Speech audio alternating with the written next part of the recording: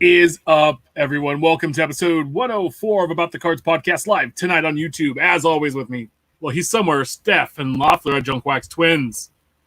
Ben Wilson at our trading cards. Welcome back. Thank you, sir. And we have special guest host Drew Herndon from Let Me Get That Potograph podcast. What's going on? What's going on, dude? And by the way, awesome music. Really gets you pumped. Yeah. I love it. Cardboard Icon says it's like rolling into an 80s wrestling match. And I'm Tim Shep at Big Shep 79. We're a podcast by collectors, and we hope to bring you a smart and insightful podcast discussing trading card collecting. We're live every Wednesday at 8 p.m. Pacific, 10 Central. And make sure you check us out on YouTube, Periscope, and Facebook Live. Always follow us on Twitter about the cards. We're available as a podcast everywhere. Check out the website aboutthecards.wordpress.com. What is up? It's been another crazy week in the hobby.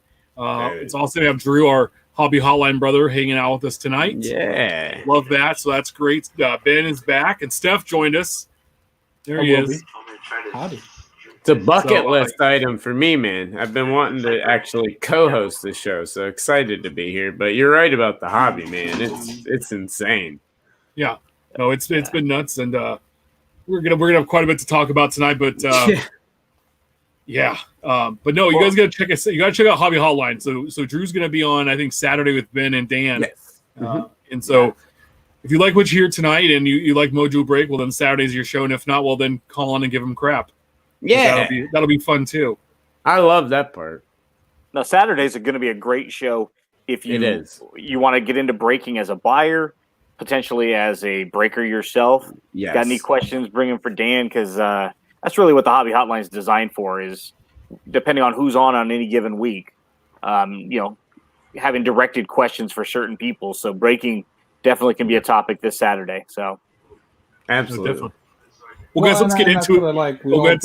We all bring something different, I have my checklisting abilities and my undeniable knowledge of different things, whereas Ben has his economics background, and we all bring something different.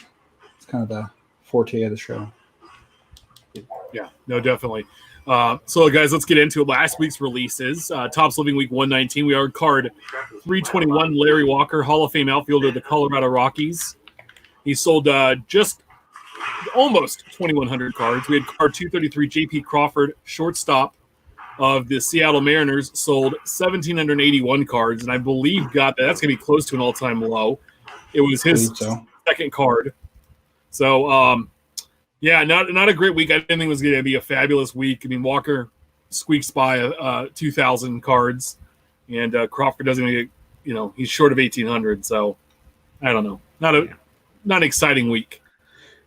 Well, I got a question for you, because you guys follow this a lot more than I do. I, at the beginning, followed it a lot and lost interest in it. I have my feelings on what I think it's going to be long term, which I think it's going to be much more valuable long term. But what are these numbers like in comparison to previous weeks? I mean, I remember when they first started coming out, you had some super low print runs, then they blew up, then they kind of leveled off. I mean, are those normal print runs, or are these, what's that like in comparison to, the average? Yeah, I would say over the last 6 months, 2,000 is pretty much an average number, unless somebody really big pops out, and then you might see a spike to 6,000 or 7,000. But yeah, it's really since card 100 we've seen the average dip off quite a bit. Okay, that's interesting. Even with Trout coming out at 200, it pushed it up a little bit, but not much. What if you don't mind me asking? I know I want to let you guys move on, but what did Trout's numbers hit? He was 22,000. Wow, not bad. And I think right now, if we see 3,000, Drew, that's kind of the anomaly as of the last 6 months. Oh, hey, that guy hits 3,000. It's kind of a big deal. Right now, 1,800 to 2,600 is really that range. Okay. The guys have done well lately. Nico Horner was 3,500. Gavin Lux 63. Bo Bichette 67. Willie Mays was 47. Luis Robert was only 8,500. Wow, which is a huge number for now. But you look back, Ronald Acuna was 46,000. So yeah. Shoot, they're doubling. They're doubling the price of Series 2 based off of them. You would have thought they'd that a lot more of those would have been produced. That's that number is shocking to me. Yeah, I can't wait to talk about that a little bit later in the show. But make sure you check out Topps Living Stat for a full breakdown of where these cards fall respectively in the set by team and by position. We also had 2019-2020 Upper Deck Ice Hockey drop, 2020 Panini Prism Baseball, 2020 Topps Big League Baseball, which we heard John P., one of our faithful listeners, open 4 boxes and still didn't have a complete set. 2020 Topps Pro Debut Baseball dropped, and then 2020 Topps Finest Baseball came out. It was kind of a sneaky release because we didn't know about it the week before. And then it was on the list, and it came out Friday, and I think it shocked some people because even I think Sue said, "What, Finest came out today?" There wasn't a lot of hubbub about it popping out. So, I'll say, I mean, if you guys don't mind, just jumping in for a second, you go through that release list, and the last couple of weeks we've had a lot of big name releases, and then like you said, this week a lot of under the radar releases came out, but. In my opinion, if you're a baseball collector, 2 of the biggest and best values for your money products came out this week, being Finest, and then the second one being Prism. Now, I know it's unlicensed, or it's player license and not major league license, but Prism to me, like box price compared to other things like Topps Chrome, compared to what your ROI is, and then just the sheer amount of fun personally of Prism. But then Finest as well, the price point on it compared to like the doubling of Flagship and stuff, those are 2 products that while they're under the radar, I think are some sneaky good products. Yeah, I think you look back at Prism Trout pricing over the last, like his card in particular. And they've got Robert on base. Yeah, they've got Robert, they've got Robert, they've got everyone in there. I mean, it's a stacked checklist. Yeah, Franco Dominguez are in there with autographs. Yeah. Well, Prism color, I mean, just really select color. All Panini's colors, they just pop. I mean, they're absolutely gorgeous in hand. Yeah. Whether it's the blue, the reds, the greens, the multicolor, select tricolor Prism was just ridiculously awesome. Prism, if you can get around the unlicensed stuff, and I think most player and team collectors can.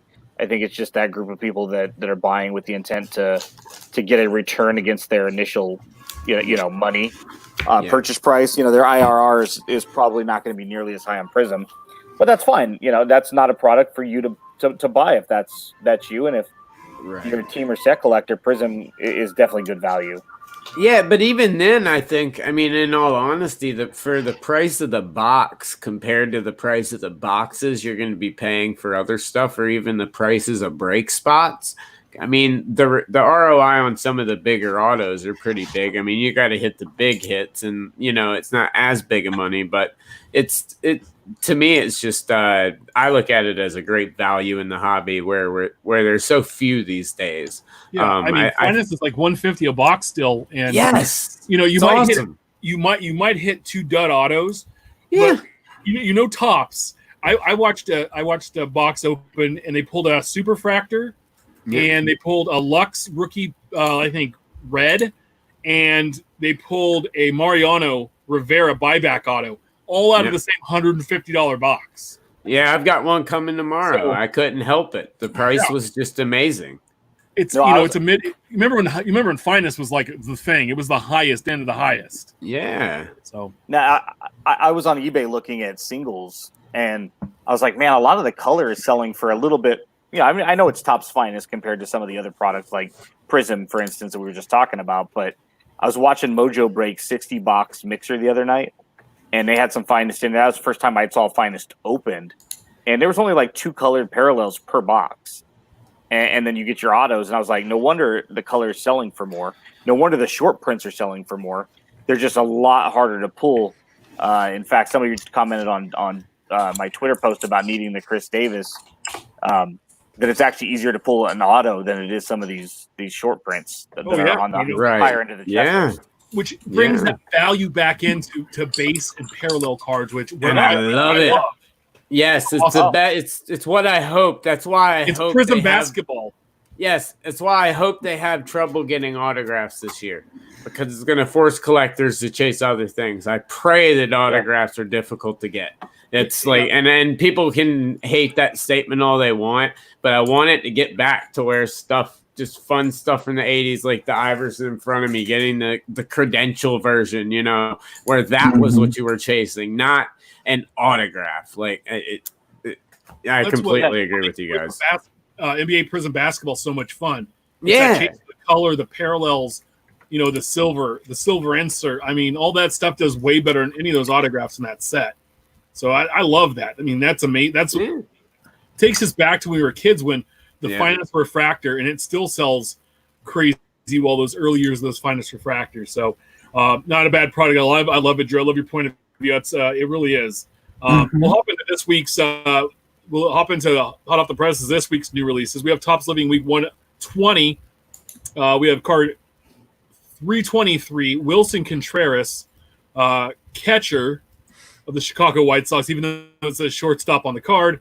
And then card 324, the Lone Ranger, Nick Solak, rookie shortstop or second baseman of the Rangers. Sorry, stray thought.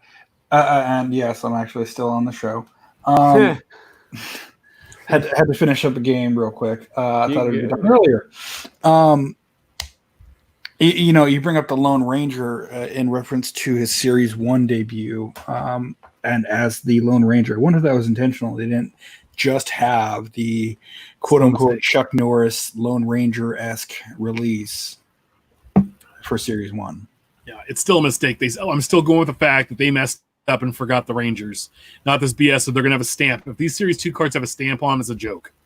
Because wait, so what now? Explain it. In Series 1 and Series 1 Topps this year, the only Ranger was this kid Nick Solak, a rookie. Yeah. So they said the reason that they only had one Ranger in there is because, one, they have new uniforms, and two, they want to put a stamp on all the Rangers cards saying the first day of their new stadium. Well, I can tell you how many teams have changed uniforms over the last 5 or 6 years or gotten a new place to play. Yeah. That didn't have that happen. They screwed up. They screwed up. They're making an excuse, and freaking Panini is putting out entire sets right now with airbrushed uniforms, new uniforms. They've got airbrushed new Charger uniforms on rookies. I mean, this is a complete and total cop-out. I completely agree with you. I was unaware of that. I love the Lone Ranger aspect of it. I think that's awesome. But that's completely disrespectful to Ranger fans to put one player in a massive set like that. But yeah, to be able to say you want to put a stamper that you can't airbrush. I mean, come on, guys. I mean, you airbrush stuff out all the time. You airbrush people out. You airbrush stuff in. I mean, that's absurd. Well, and this is leading into a topic later, but they kind of make up for it in Series 2. Yeah, we'll get into it. But still, I look compared to other teams, doesn't make up that much for it. Yeah, no, it doesn't. No, it doesn't. Yeah, the ratio's not that far lopsided. Right. Yeah, so anyway, 2 decent-looking cards this week. But we'll see. Again, I think they both get near 2,000, like what we've seen. Also this week, 2020 Topps Clearly Authentic came out today. It's a $69 box, 1 pack per box, 1 card per pack, 1 autograph. It's basically this year's flagship design with an on-card autograph, and it's on acetate stock. It might have a different picture of photo than the flagship version, but it should be very similar. Yeah, that's the decade's best. Yeah, they have the decade's best spotlight leaders for multiple eras. They're also going to be the 85 Topps design with autographs, the 80 or the 51 blue and red back autographs, and the 1952 reimaging autographs, and those are going to be numbered out of 99. So nice. It's going to give a see-through look to a base card with an on-card autograph and a fun sticker on there. So yeah, if anyone wants to go first, be my guest. But I had something I wanted to say on this real go ahead. quick. Okay, clearly authentic, like you said, about 60 some bucks a box. Okay, the product to me is one of those where, in the day and age where all these companies are trying to cut out distributors and put everything out by themselves, this is a product that they should be putting out on their website and cutting this checklist down and making it a little bit more valuable. Because to tell you the truth, the secondary market, like buying cards off the secondary market, these are incredible. Like, they're great. I love them. I love the look of them, everything. But these checklists are way too watered down, in my opinion. Like, it gets to the point where, yes, it's only $65, but I mean, I've seen cases where there's not a box where you're getting close to 65. And it's to the point where if you cut that out, this just seems like it's custom made for one of those, let's cut out the distributor and make a little bit more money schemes that these companies are doing, instead of mass producing these out to the public. Well, and then on top of that, imagine someone paying the $69 for a single box and getting JT Soroka. Exactly. Or Fernando Max Tatis Kepler. or Leroy or Jose Altuve, 30 home run hitter Max Kepler. Right. Thank you very much. You're going to have to open up at least 6+ boxes of this in order to get your IRR back, right? Possibly. You might not. I mean, this is a terrible product to open one box, because you're really gambling at extremely high, low odds of getting your money back if that's what you're after. I mean, use that money to buy this stuff. I mean, I have a couple of these in my PC, and me too. They're phenomenal. They're gorgeous. They're beautiful. They are amazing cards. But buying what you want versus gambling on getting your money out of it, it's just, and I think this might have been the product. I can't remember if it was this or Archive Signature that I was talking to our brother Doug over at Mojo Break about, and he's like, "Oh, we always do well." And I'm like, "No, stop looking at it from a breaker perspective and look at it from, I'm just Joe Schmo and I'm going into the LCS today and I'm just buying one random box." And the next day he hits me up and he goes, "Man, looking at it like this product's horrible." Yeah. No, it's great when you toss it into a break. My thought is that you do this as a bottom box topper. That makes sense. A bottom. So like in jumbo boxes of series 1 and 2, you have one of these encased hits at the bottom. Yep. How awesome would that be? Yes, that's how you utilize this stuff. Yeah. You can't. To me, when they put stuff like this together and put it out, this is one of those. It's almost a slap into the face of the educated collector. What you just said is absolutely perfect, Shep. I love that. Adding these to box toppers to products where they need that little added extra incentive to justify the price. This is perfect. I mean, that your own line idea is awesome. I mean, and I think it's a great if you're doing a 60 card box mixer, right? Yeah.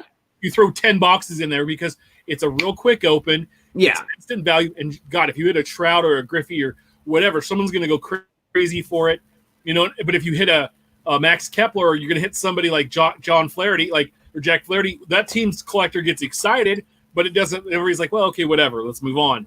The fifth Matt Olson auto, you're ready to look at something different. I mean, no, absolutely. Doug and Dan had 12 boxes, I think it was, of Hit Parade.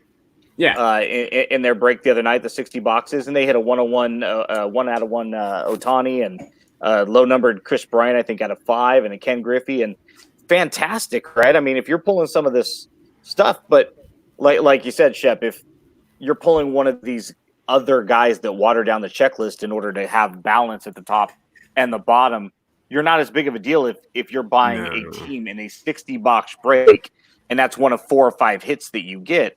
No big deal. But when you're coming out of pocket $60, it's just it doesn't have enough worth and value to create. Exactly. Spend your $60 on a single on eBay. You just don't get a chance at the 101. That's what it comes down to. Right.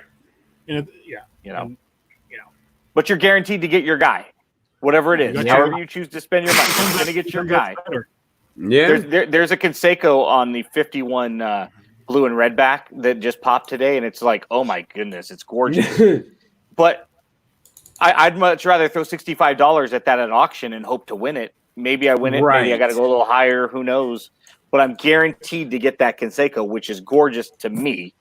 Or somebody like our buddy Tanner Jones, who's a Canseco. Oh, he'll outbeat you for that one. And that's what's awesome about it. Yep. Yeah. Speaking of which, so 2020 Top Series 2 Hobby and Jumbo drop Friday.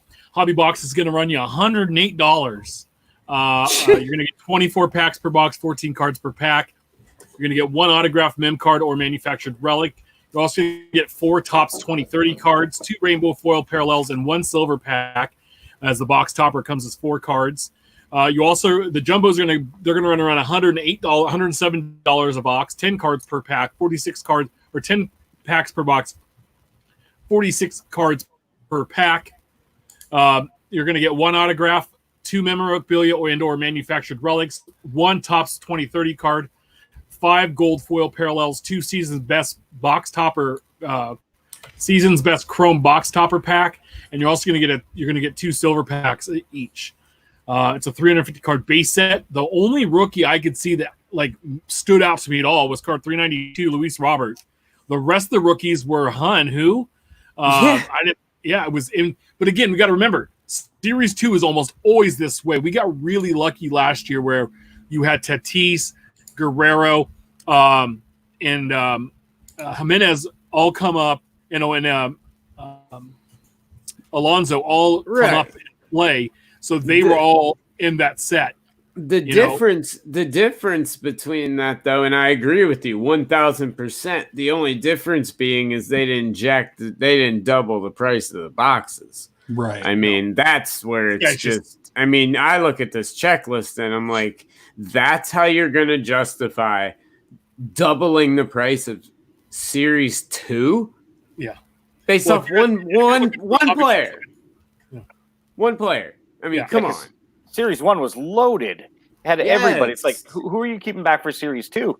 And it's like you said, Tim, well, okay, guys are going to come up in April and May, and they might have an opportunity to sneak in before the deadline and be late editions or maybe, late edition short prints, no numbered 661 type stuff, or in this case, it would be 701. That kind of stuff, maybe, but you don't have a season, so now you're not getting that. So where is and this is what sucks is as an A's guy, I look at the checklist and go 11 veterans, 1 rookie, which is Sheldon Noisy, no big deal, but I'm going to have to spend more because these cards are going to end up selling for more because people are trying to get their money back because they're paying, Brant Williams in this case, his price goes up, my price goes up, regardless of what I end up getting out of it. If you guys are looking for hobby boxes, let me know. So an interesting thing. So they have the Topps 2030 cards. Yeah. Ideally being players that will be still around in 2030 and still producing pretty well. Yeah. If the design looks familiar, it's from a 2010 insert. Yeah, it's the old 2020. Yep. And I love that insert. And these were 3D'd. Those are the old school, or those what are those lenticular called? Lenticular. Yeah, I love those cards. What's up, PJ? No, definitely. Yeah, those the Topps 2030 cards look into a crystal ball to predict who the top players over the next 10 years might be. You're also going to have a Topps Player of the Decade, Mike Trout. It's a 10-card set that covers his accomplishments. New for Series 2 is Warriors of the Diamond. It's a 50-card set that talks about war and D-war scores across several generations. Right. Those are nice. Yeah, there's the 85 Topps inserts come back. They have draft day medallion cards look back on past draft picks. They're also sketch cards. What's the golden ticket going to be like this year? Is it going to be like you get to drive by and wave at the person for 2 seconds and you get a sterilized bag of what? I mean, yeah, they listed that they're going to have another 25 tickets on Series 2 like they had in Series 1. It's going to be a special event, and they're going to have it sometime, they say, in the fall. It's expected. So we don't know yet, but we'll see. Yeah. It'd be interesting to see how they actually pull that off. Yeah. Because I'm just shocked. Oh no, yeah, I agree. I don't know how they're going to pull that off, even though they are pulling off the industry summit. So I mean, I guess they're trying to get back to normal. I just as you scroll through this checklist, I mean, we've been talking. You had in years past where they were jacking up prices of certain boxes when Judge was a rookie, but when it came time for those boxes to come out, yeah, they were up a little bit. You know, even last year when you had those big rookie classes you were talking about, yeah, boxes raised a little bit.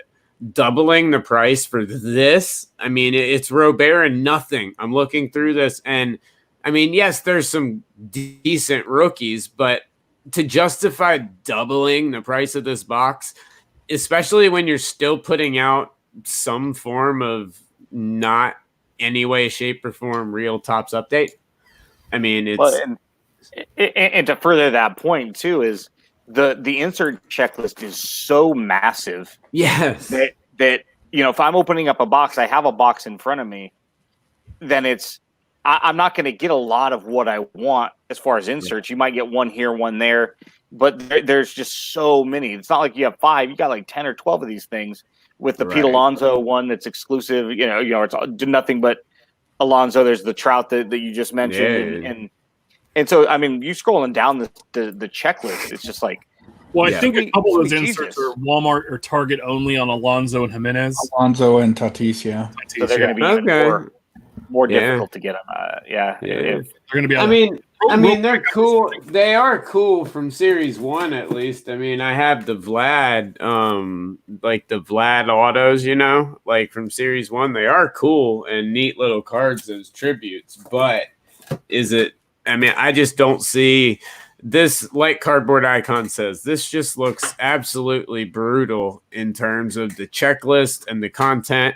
I'm interested in seeing the lenticular cards, and Robert's cards could end up making it incredible value, you know, in the future, but just justifying doubling the price of the box because of that is just, I don't know, mind-blowing to me, but anyway.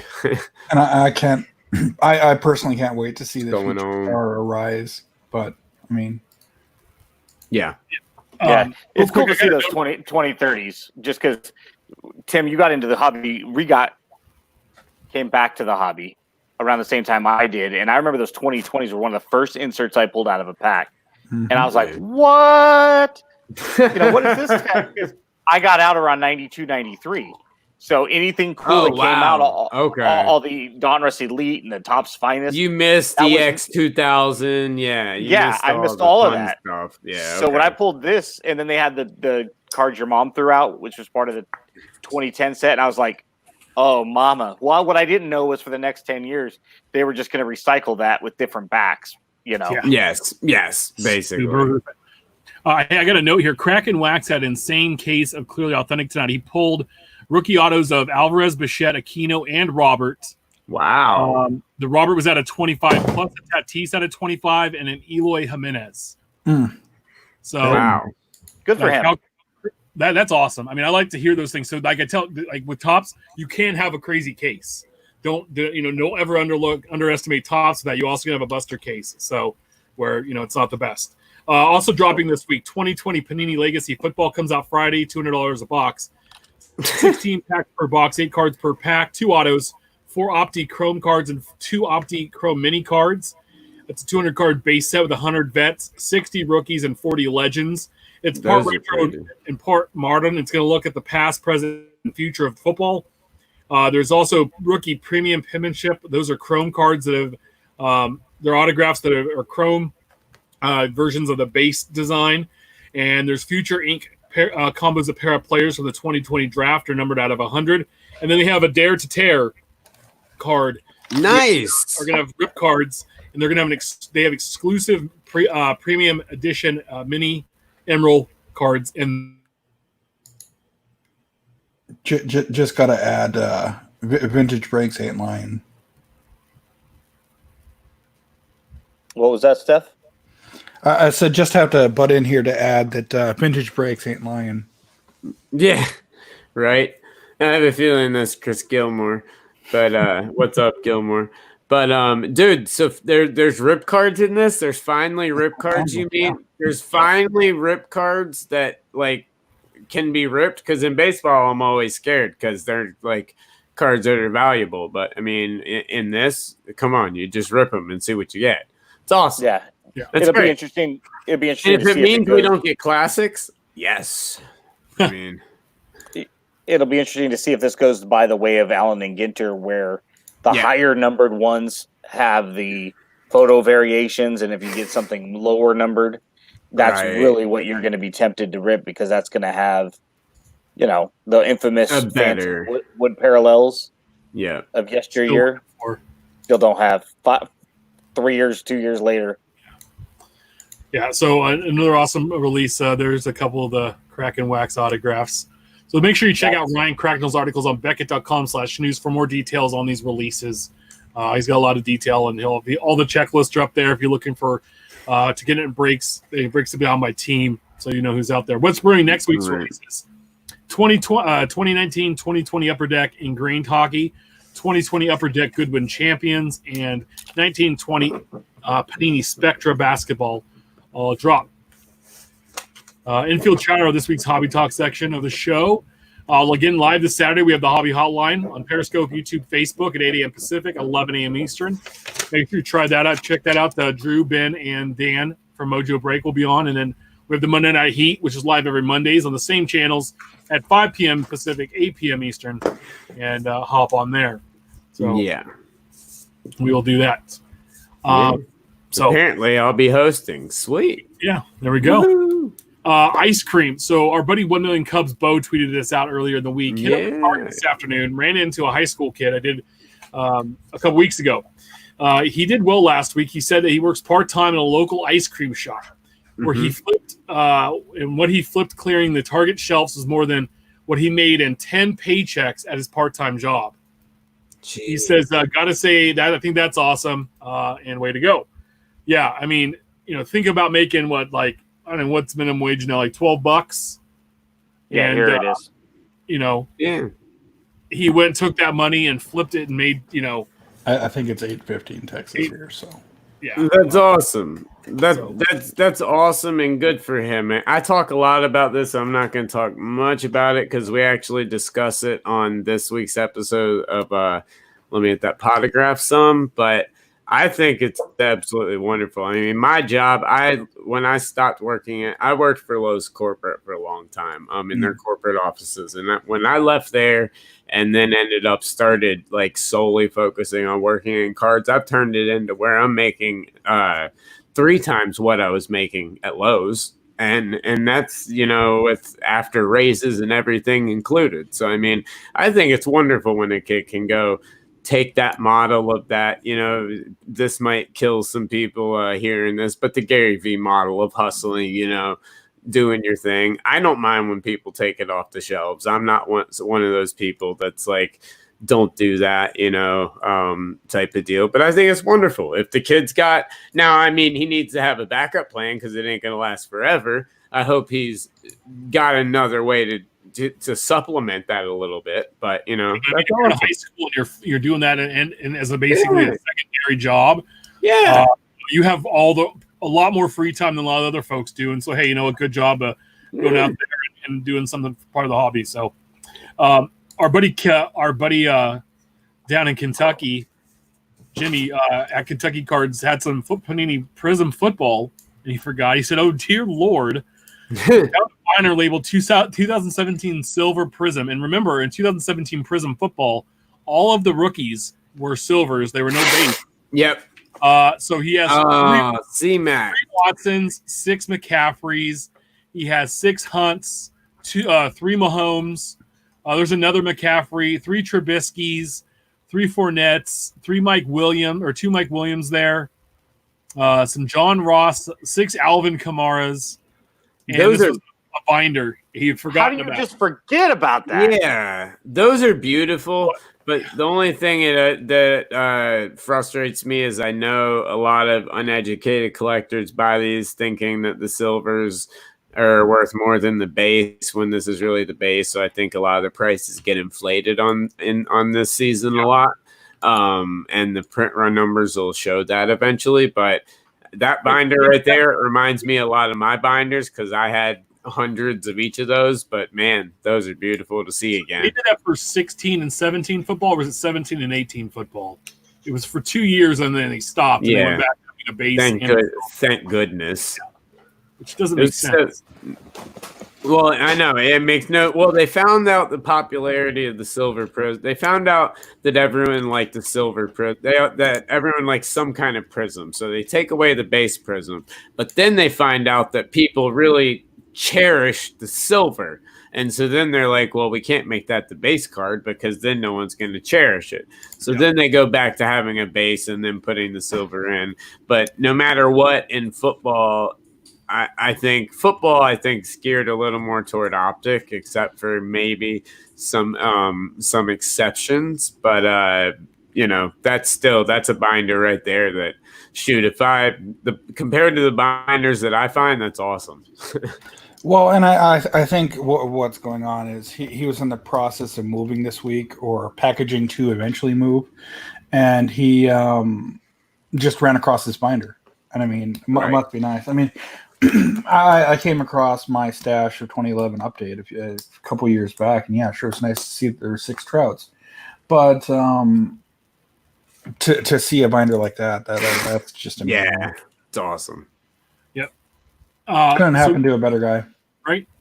I mean, I have a box I just labeled. I have a couple 800 count box called Prospect Palooza, which are just first Bowman Chromes, and Team USA cards and stuff like that I found, gotten in collections or trades that, I'm not sure, but I toss them in there and I look back every couple of years and see if anybody good's popped in there. So looks like 2020 Archives is going to be is going to be a real product again this year. Our buddy Phil Hughes was seen autographing. He did a video of him autographing these. He also, those are the base cards. They're the 2002 tops. It's the base design. Yep. And he's autographed those, but he actually wrote a few inscriptions on those, which said like Miggy's my daddy, Phil's pulls, and some other stuff. Nice. But he's added a bounty for all of the parallels that start 1 out of 50, 1 out of 99, 1 of 1. He's going to have if you pull one of those cards and you let him know, he's going to send you like cases of cards, signed stuff, all kinds of stuff just for these cards. And where do you get these now?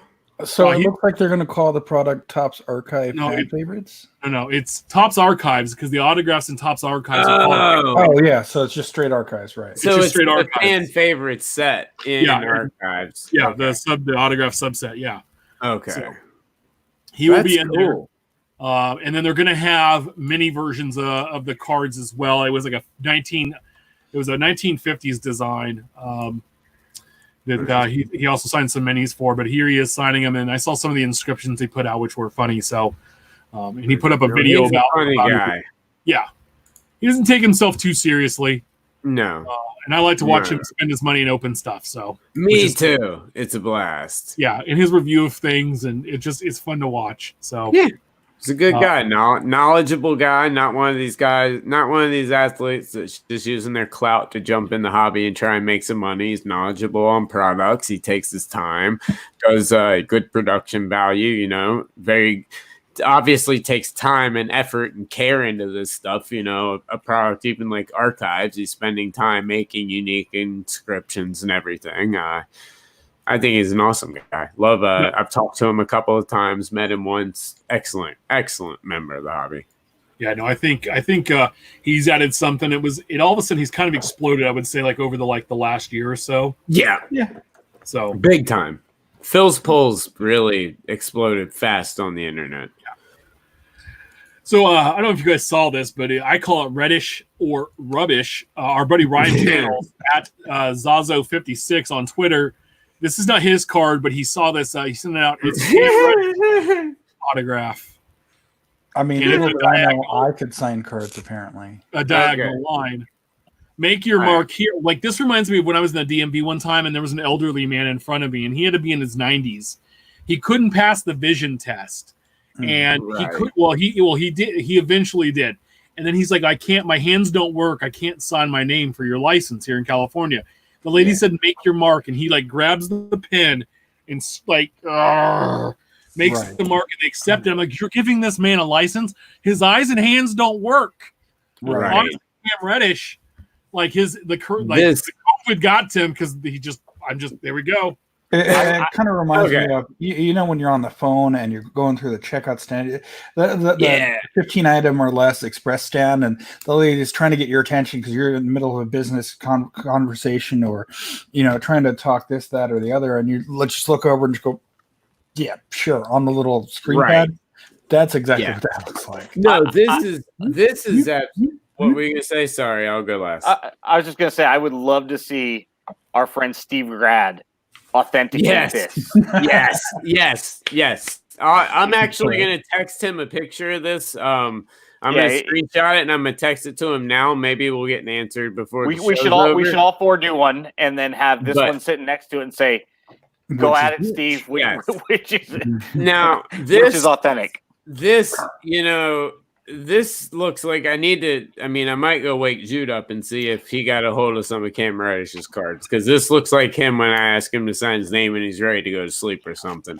This is pathetic. Now, I know athletes get tired, like Hachimura. A lot of people think his signature is just really lazy, which it kind of is. He's doing his Chinese. I don't remember exactly what the language is. He's trying to do that symbol of his name. He just gets lazy, and so it comes out like a weird shape.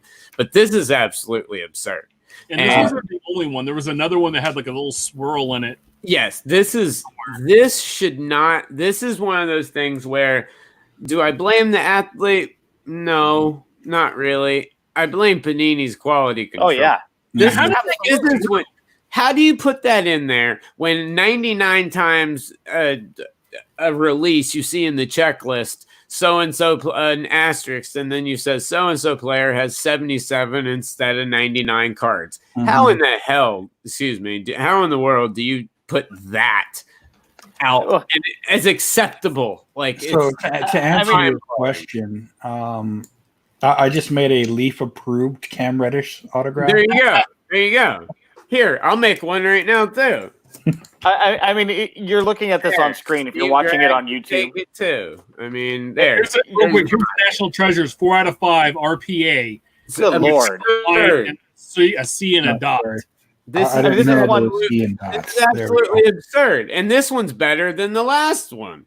And this isn't National Treasures. This is a $4,500 box, and that's the one of the hits you're going after. That's a card that's going to sell probably for $8,000 to $10,000.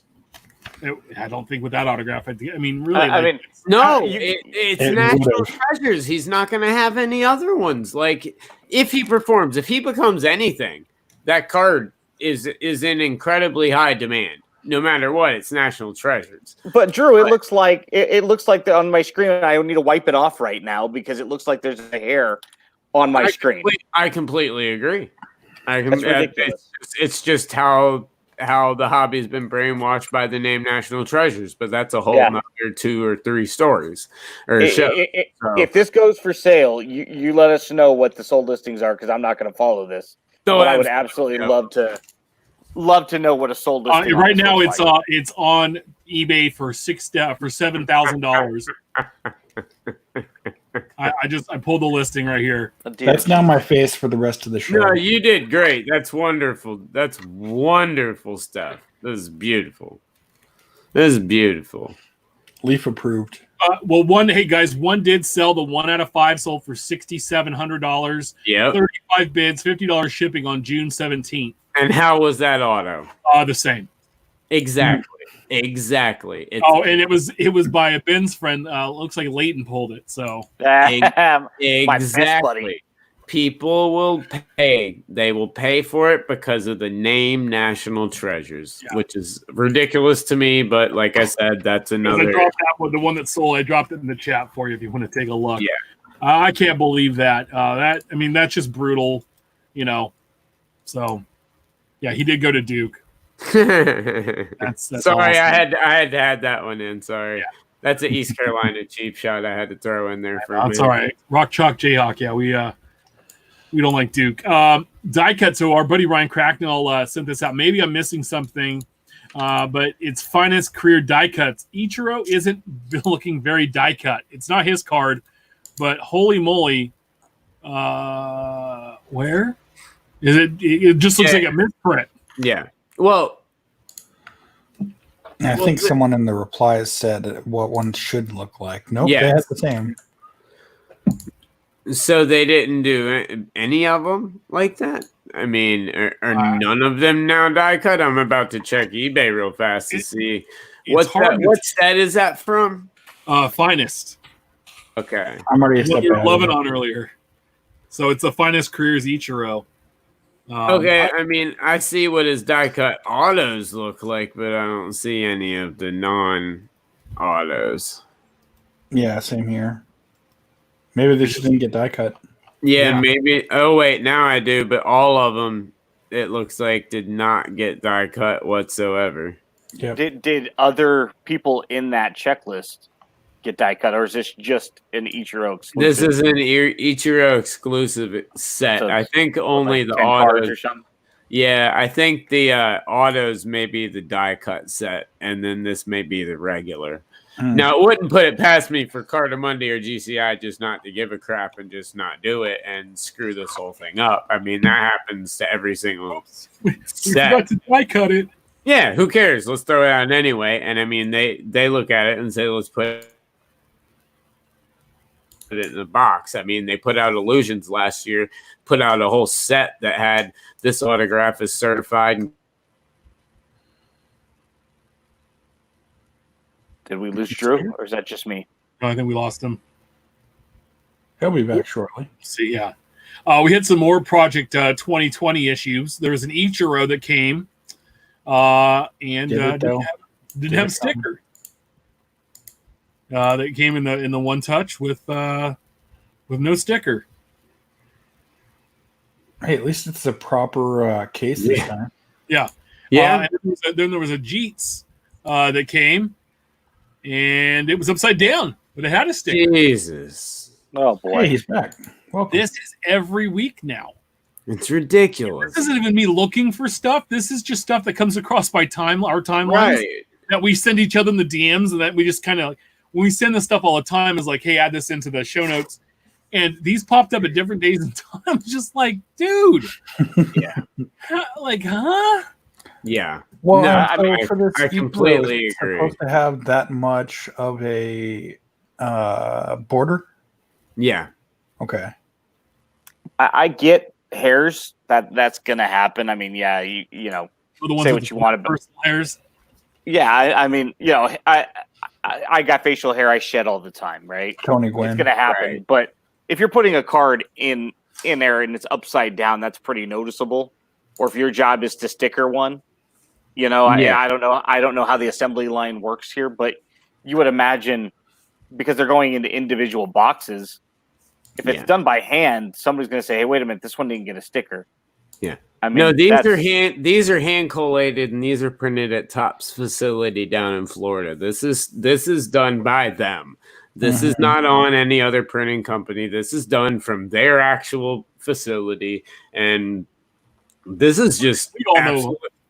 absolutely ridiculous. We all know, guys. We all know what Florida's like. So, you know. Oh, I know. I grew up there. I lived most of my life down there. No, now it all Now it makes sense. Now Yeah. it's coming. Florida being on the show. Yeah. I can Yeah. see clearly now. Down. Yeah, you got it now. Yeah, I grew up. I Okay. spent most of my life in Wellington, Florida. So, I mean, yeah. All know. right. But real quick then, so how are you a Panthers fan if you grew up most of the time in Florida? You didn't want to be like a Jags fan? Well, my dad's lived in North Carolina, about 10 minutes from where I live now, my entire life. So, Oh, nice. Yeah. So, and we've had the season tickets since game one. That's Our super easy. name's on the outside of the stadium under one of the Panthers. So That's awesome. we kind of happened. Is it just the Herndon name, or is it your name, Andrew? It's the Herndon family. Okay. Okay. Yeah. I know how much you like the name Andy. Oh, yeah. Love it. That's cool, Benji. Benji. Oh, thanks, Benji. Yeah, Benji. Yeah. There we go. Steffi, Benji, Hey, Timmy, hey, Tiny Tina. Would you really want to go down that route? Yeah, that's not this week. So- I'm a little sore. So when it comes to Project 2020, I know you guys got to move on to some other stuff, but when it comes to Project 2020, what do you guys think now?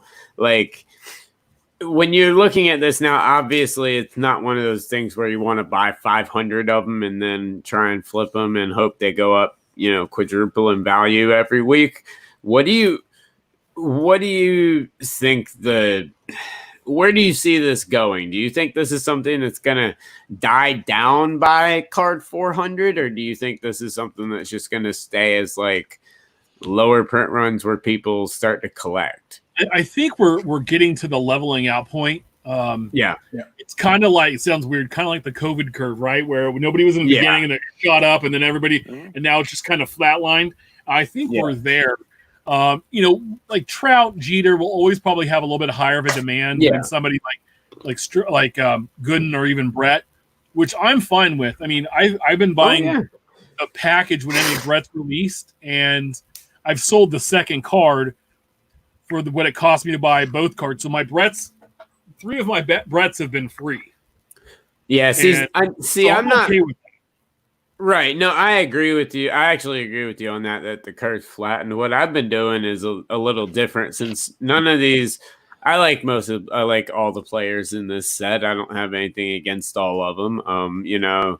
They're all just cool to me. I've been collecting all the ones from one artist that I like and putting them together, like adding, 3 or 4 from Don C or somebody like that, or from Blake Jameson, putting them together in a set like that makes a very unique rainbow, almost, so to speak, and a continuation of, it almost makes like a big portrait out of all of them. Sure. It's interesting.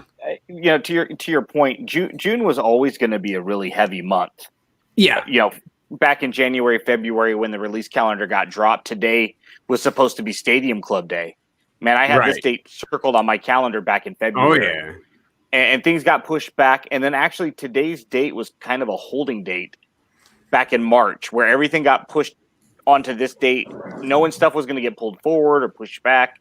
Right. And the problem is now, if you're in this for $20 a card, whether you're chasing a particular player, artist, or just the ones you like, over the last 10 days, we've seen just in baseball, Panini Prism and Pro Debut and Finest and Clearly Authentic in Series 2, and all of these products are dropping all at once to the point. Big League Baseball, you have all of these, plus you have Project 2020.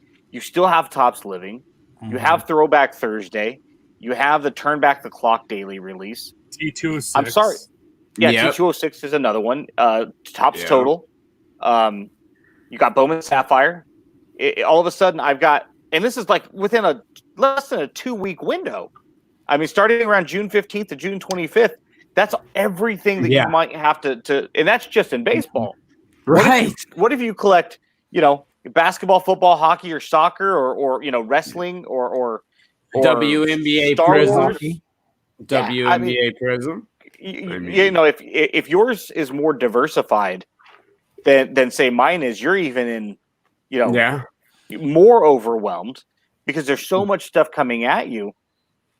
Well, then the argument is, well, not every product's for everybody. Cool. Well, what about if you're a breaker that breaks in volume? Somebody like Brent Williams, who was supposed to get Big League Baseball back in March and was supposed to get Series 2 in Stadium Club this month, but I think Pro Debut was last month, so on and so forth. And all of a sudden, I text him and he's like, dude. It happened because this is the end of the last week of the quarter. Sure. And everything was supposed to be released during this quarter. They had to push everything out. And that was going to happen. It's still the same money. You still would have spent that money in March unless you went and forgot you ordered that and went and spent it on other stuff, right? Because if you'd already allotted for that. So I'm not as mad just because of what's happening. But yeah, it is quite a bit to hit at once after not having anything for a long time. Yes. But I think that helps everything because I believe it's going to stagnate some of the prices of some not as most sought after stuff. And you're going to have some things fall through the cracks where, like we said, Finest is $150 a box. I think that's going to be a sneaky product they're going to look back and that was a good buy at $150 a box. Like when when Topps Inception came out, and that was $60 a box. That was a sneaky good release, and those boxes are now like $120, but still at $120, that's a good value for what's in there because of what's coming out. That was a sneaky good release, and that got kind of lost in everything that was going on at the time. Yeah, and that's kind of what I was saying earlier about those Prism and Finest being two major sneaky good releases value-wise. But when you're talking about all these products that are coming out and everything, and is it too much? You hear the term of like oversaturation of the market a lot. I always refer back to Brian Gray, and I did a special on the hobby, and then he was on the show, and he had a quote that surprised me, and then he elaborated on it quite a bit. But he said that companies, the card companies, are not printing enough cards. Like the demand is so high that they could print so much more, and then it still sell out so quick, so fast. So if they were, then the values wouldn't be as high as they are. And so I think the printing of these products, I think some of these products I think are awesome, like these online exclusive releases that are print to order. I think that's the way to go. Now, if they dropped all these as massive, like, on the shelves all the time, I think that's going over the top. But utilizing it, at least in this platform, something like Bowman Sapphire, something that I think is a brilliant product, and the T206s I love. I don't like seeing the second series, third series, and fourth series. I wish they'd kind of stick to one or two. But I don't see it as oversaturating the market at all. It's not, but when you start to talk about a finite budget that most of us are on, absolutely. And this stuff, most of us didn't keep our money for March. We spent it on other things like Project 2020. Right. And I think there's a little bit of a granted, we understand that we're only make up a percentage of the Project 2020 buyers. Yes. I think a lot of people are going to start pulling back because their focus is going to be redirected. And then the other thing, too, is a lot of people in April that were buying this stuff, trying to sell it in May, all of a sudden their credit card bills are coming due in May and June, and they're so leveraged. Right. When I got into the Facebook group for Project 2020, everybody was talking about, I'm making all kinds of money, and that was right when everybody was buying. That was right about the time that Keith Shore hit $100,000. And within 2 weeks, all of a sudden nobody's in there selling. Nobody's buying. Everybody just knows that they ate it. Well, what happened is that too, the ship, even if you paid for the expedited shipping, you weren't getting it that quickly. The turnaround was so slow. And Mike here in the chat said, I paid expedite, and I haven't got my Don C. Cal Ripken yet. Mike here in the chat says he bought the Superior Fit 12180 sleeves and the Project 2021 touches. They don't fit. Wow. But see, I have them. So those depending on which ones you bought, they have the Ultra Pro ones. I haven't had any issue yet, and not all of my cases have been Ultra Pro, but I know they're using like 4 or 5 different brands of one touches at this point to do so.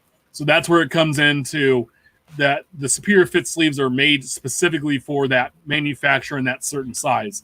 So that's kind of where the issue can happen. I love them, but no, there was such a great demand on this. I think it's gonna be interesting. We're a little over a fourth of the way in. It's going to be very interesting to see what happens once we get into the 300s. But I love it. So we'll see. The hack is back. Darren Ravel tweeted out the astronomical prices being paid for cards is hard to explain. The Connor McDavid signed rookie card patch, 1 of 99 printed, and only graded a 9, sold for $135,811 at a Leland auction tonight. Nick Jordan came back and said, it's number 97 of 99, his number. And the hack said, so? Well, dumbass, when you have a low-numbered print run in hockey and it matches up, there's always a premium for that. Yep. For some collectors.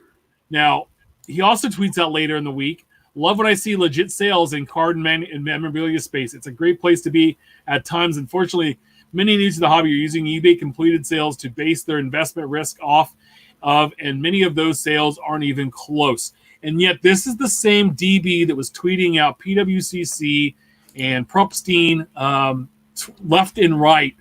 Even after the last year he tweeted about the trimming scandal involving those guys, he this year was then tweeting out their auction closing and saying this is a great price, when all of us, all the collectors know that, hey, those guys are the ones inflating the prices on some of these cards.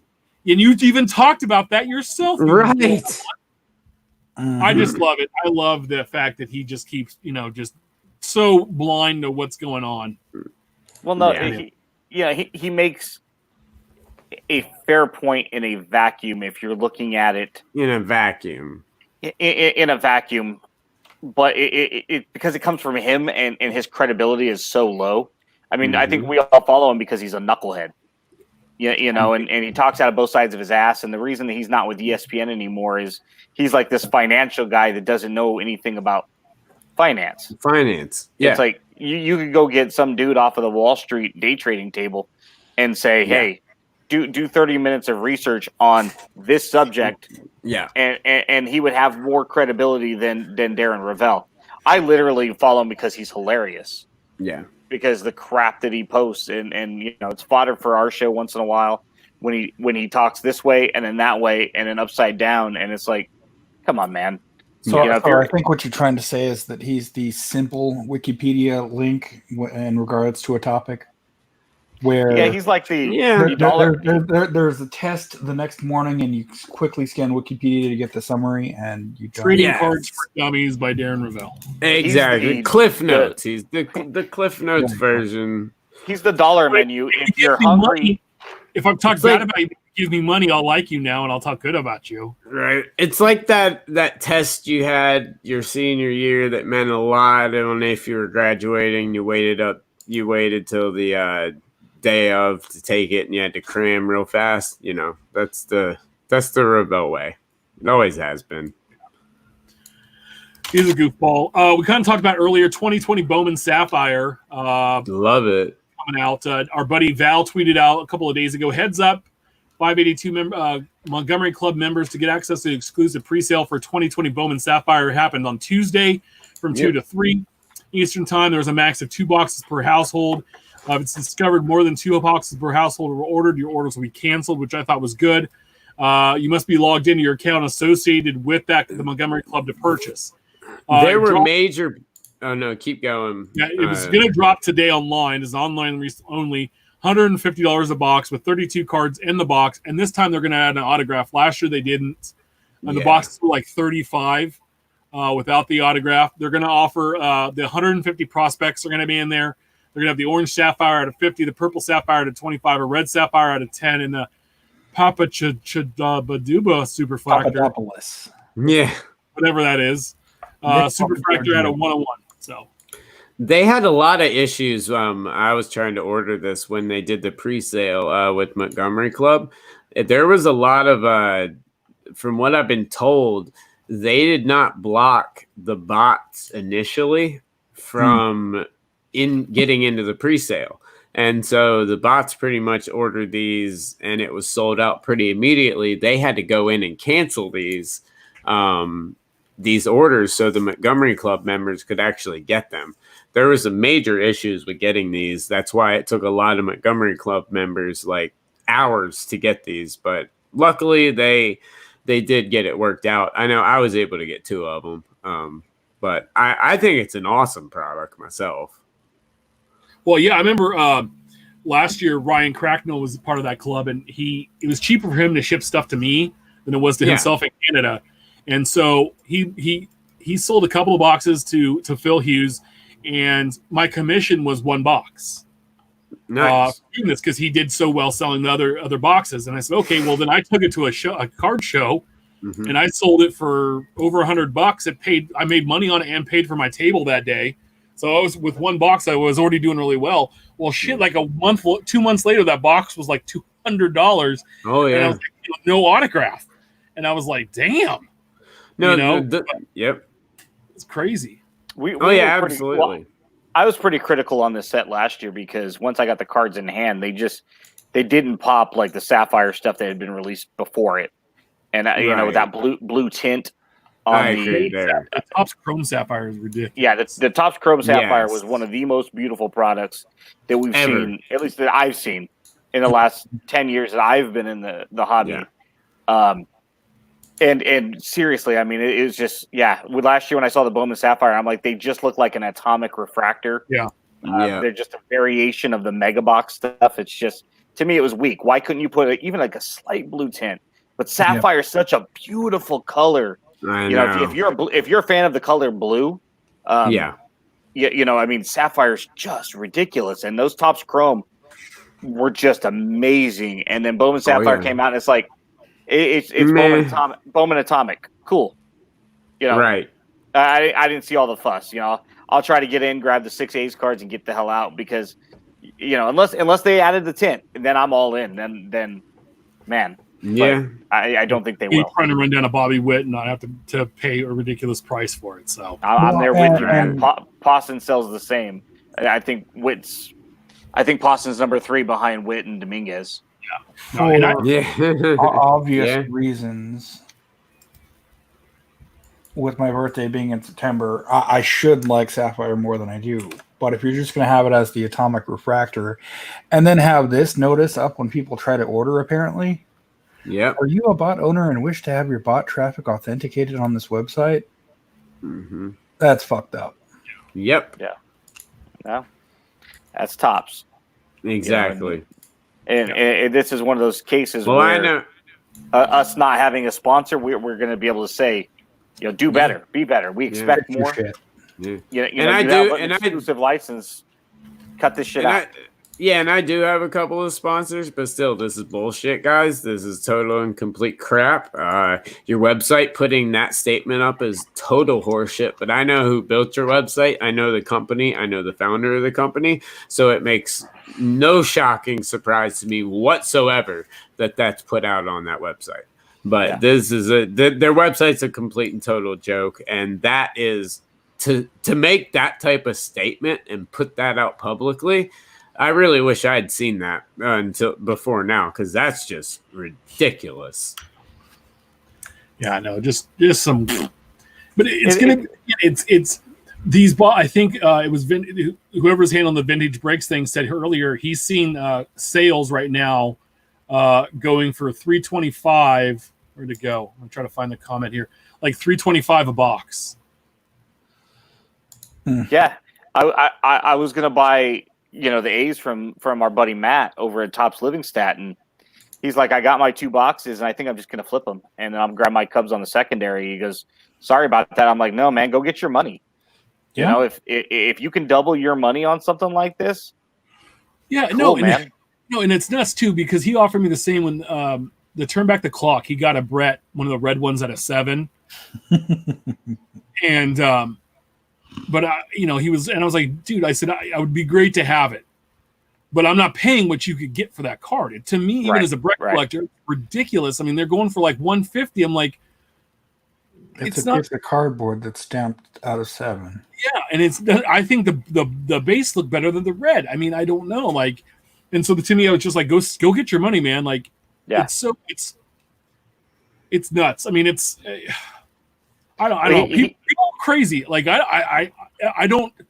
When I see something nuts as far as a price now, I don't get thrown anymore because I expect the unexpected now when something sells like that reddish with a line autograph sold for $6,700. It makes sense. Matt offered me the same because he pulled a Henderson, which is an A, and he pulled a McGuire, which was a Cardinal. And he goes, which one would you rather have, the A or your guy? And I'm like, Matt, I'm not going to be able to come close to what you could get. Go get your money because that's the reason that you're buying this stuff in bulk.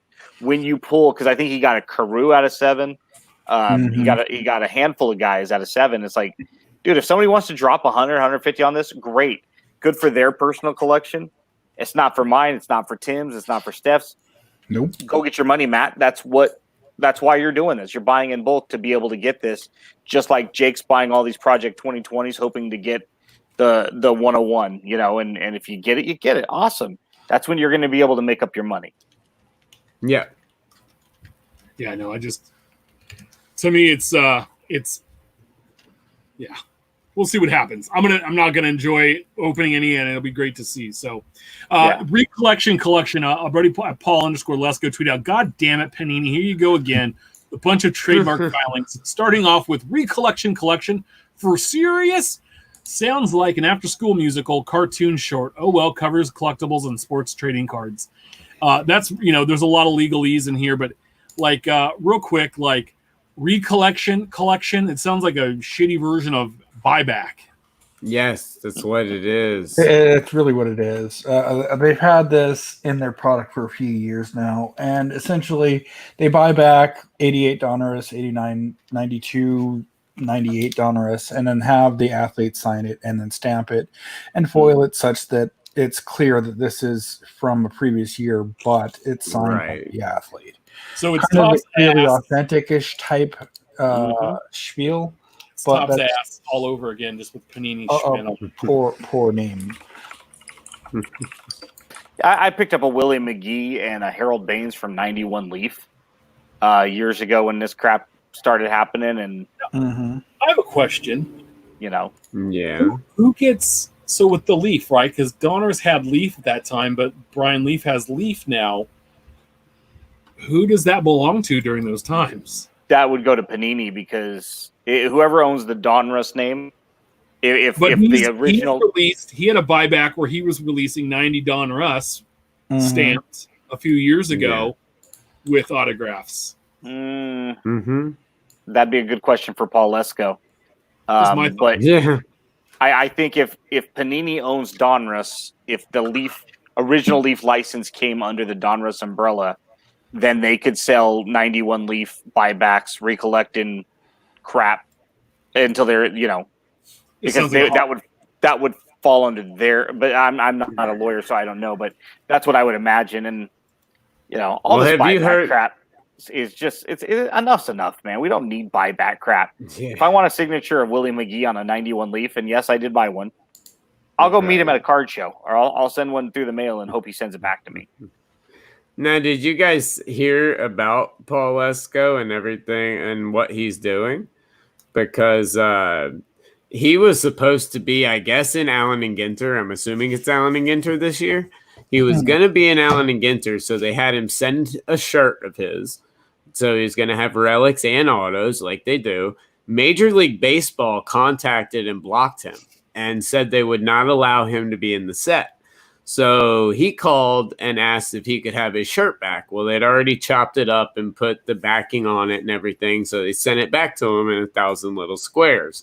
So now he's actually making custom cards with those squares and signing them and selling them. But he was supposed to be in Allen and Ginter, but Major League Baseball blocked him. Why would they block him? I don't know. Was it when he sued Topps that one time for the the Pittsburgh Pirate guy that had the wrong name?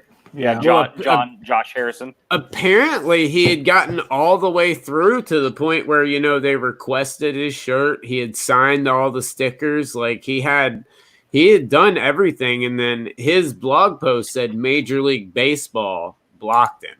So I don't know why they would. Maybe because he releases stuff early and leaks a lot of stuff. I don't know if he's had any dust ups, but he has a long blog post on it. And it's pretty funny. But yeah, he was supposed to be in Allen and Ginter, but now you can purchase his stuff through him. He's having custom cards made. I'm gonna have to go read it, unless Tim's right. Where when he sued Topps over the Josh Harrison Topps Now error card. Yeah. If somebody from Major League Baseball is like, this guy sued you, we don't want him in a product that our license is affiliated with because no thanks. Business. Now, I know that the guy behind Uniwatch had a similar thing where MLB balked at his inclusion. But I think actually he'd sent away his uniform too. Uniform shirt for Chop Up. But that's interesting that they're balking at the inclusion of these guys. Yeah, that's funny. Yeah. Because we've seen a handful of guys. We've announced, 2 or 3 people that have sent out pictures of them signing their Allen and Ginter Mhm. stuff already now. So it'd be very interesting to see. Yeah.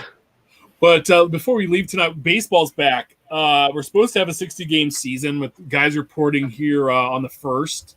Have a little short spring training and then have run out 60 games. I think through September 27th is the plan, which is interesting because it looks like if you have a starting rotation of 5 guys, each guy's going to get 12 starts. I mean, we could have one hell of a season, like 12 starts. And you keep that. Your starters usually can do that over a course, and we'll see what happens. But do you guys actually think we're going to have a season? Do you think the 60 games get played? So Not all of them. first, I did see that Vegas apparently has a betting line for the home run champ for this year, plus or minus 20 home runs. Which is fair. I think they do 60 play. home runs. I think they do play. I think it's over. And on this week's episode, Let Me Get That Potograph, I'm going to shamelessly plug my show. I talk a lot about baseball this week and how this season's going to completely shift how you collect baseball, at least for the coming year and a half. Interesting. Well, I'm going to have to listen in because, Well, I mean, if you're a team collector, it doesn't. You collect your team. But if you're in it for anything else, and you're in it especially for flipping and looking into stuff like that, if they play this season and baseball happens, you need to completely change everything about how you collect. So there's a little teaser for you. Well, and then the other question that a friend of mine through Twitter hits me up every once in a while, and he's like, "What happens if a guy gets hot and hits 400, hits 407? What happens is second baseman that might happen with. We know we've seen Puckett, we know we've seen George Brett challenge 400, Sure, but they fell short. Gwynn was another one. We've seen a lot of guys that over a 60 game window, are Pete Rose, just as a slap hitter, could have probably challenged it potentially if you get said, hey, 60 games. At this point, if it's a lost season, just hit singles. Mm-hmm. Ichiro. I mean, I don't know how many guys could potentially do that, but you're talking about a 2-month window. You got to get hot. What happens if over under on 20? You're telling me a guy can't get hot for two months and hit 14? And you want to talk August about and some 14 pitchers. on September? You want to talk about some pitching also, when you don't have to worry about pitch count as much, and you get some of these guys that can go out there and just go throw smoke for about 15 games a year. Oh, goodness. The AL East winner or wild card AL East winner this year. I'm gonna put it out there right now. If we have a season, the Tampa Bay Rays. Nice. They're very, very well good. Their pitching is ridiculous. Yeah. And that bullpen. And the fact, man, they got a couple. That's a good pick. Now, minor league got canceled, right? Yeah. So my Marlins don't have a chance because they're not playing. Canceled. They're not playing. So the minor league, major league teams, the quad A teams. Yeah. Okay. So all right. So my team doesn't even have a chance because their season got canceled. I like that choice. I believe what they're doing is they're having a quote unquote taxi squad where you can have X amount of players that if somebody gets diagnosed as having the disease and has to go sit out for a couple weeks, they can bring up any of those players. And I think most teams are running with putting most of the minor league AAA, AA guys on that list. So the way that works is you get up to 60 players on your taxi squad. They do have to be added to the 40-man roster if you're going to activate them. But players like Franco are going to be playing this year. Probably not, right? And so then you have, you're going to have to add them. Their options are still going to be in full effect.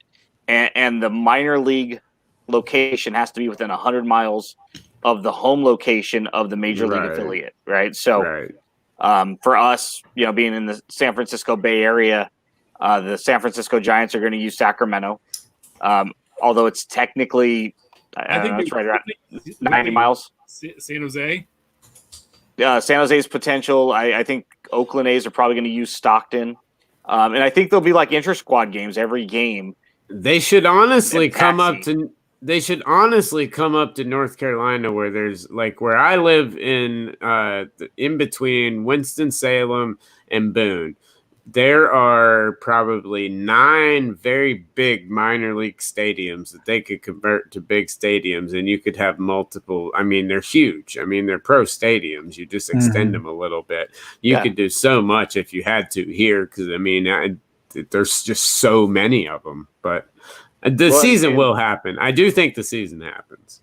Yeah, a team like the A's get an advantage because the AL West and the NL West are going to play each other, right? So the A's lose the Indians, the Twins, the Rays, Red Sox, and Yankees, and gain the Dodgers.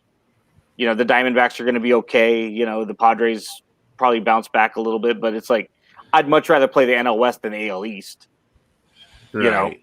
And so you're also going to see something that was interesting today. Real quick. The A's had Jesus Luzardo and AJ Puck, both who were going to be on pitch counts. And they were going to do a 6-man rotation to start the year. And now from what I heard, they might have those guys take the 5th spot doing 4 innings apiece. And so you're going to see a lot of weird combinations because you have so much more things that you only have to worry about 60 games. And everyone's a playoff game. I have a question. Yeah. With the 60 games, the Dodgers win the NL West, but they still lose in the playoffs. Yes. Depends if trash cans are involved. Yeah. Oh, golly Moses. I love it. Well, guys, that's our show tonight. Any final thoughts before we head out? No, thanks. It's I get to check it off the bucket list. It's been a blast, guys. Thanks for having me on. Hey, real quick, Drew, you have some exciting news for your podcast. What are we looking at? We just celebrated ours. What do you have coming up? Yeah, well, this week's episode 99. So episode 100's finally coming up. It'll be we're releasing episode 100 on my birthday, which is July 3rd. Episode 99 will be out on either Friday afternoon or Saturday morning, right around when Hobby Hotline's on. I've got a couple of really awesome guests coming on this week, and then episode 100 is going to be a big one. It's gonna be a huge one, but we got a lot of fun stuff planned. You guys can check it out. Obviously, it's on SoundCloud, it's on iTunes, all that stuff. And you can link to your website in chat, and I'll send it again there. Oh, appreciate it. And you can follow me on Twitter at LGTP Podcast or on Instagram at LGT Potograph. But yeah, and then I'll obviously check out Hobby Hotline. Love doing Hobby Hotline and Monday Night Heat. So I'll be hosting this week with a couple of guys. No, yeah, it'll be fun. Fellas, anything else before we head out? Hobby Hotline, Saturday morning at 8 a.m. Bring your questions. 10 Central. And Giannis, if you're watching, send in those flawless 101s. Please. Right. Oh, man. It ain't too late. Send them in. I just want to say this is show 104. It marks the end of season 2, year 2 of us doing a weekly show. 52 weeks. This is the end of the second full year. We'll kick off next week. Congratulations. Thank you. We're pretty excited. It's been fun, and we had some great guests and things on our way, and we appreciate everybody in the support of the show. So thank you. Make sure you subscribe and review our show on all platforms. Follow us on Twitter at About the Cards. Follow Ben at Our Trading Cards. Follow Steph at Juckwax Twins. You heard where you can find Drew. Check out his show. It's outstanding. Always follow me at Big Chef 79. Please share hobby stories, great pulls. Send your questions our way, and we'll see you all next week. See you later.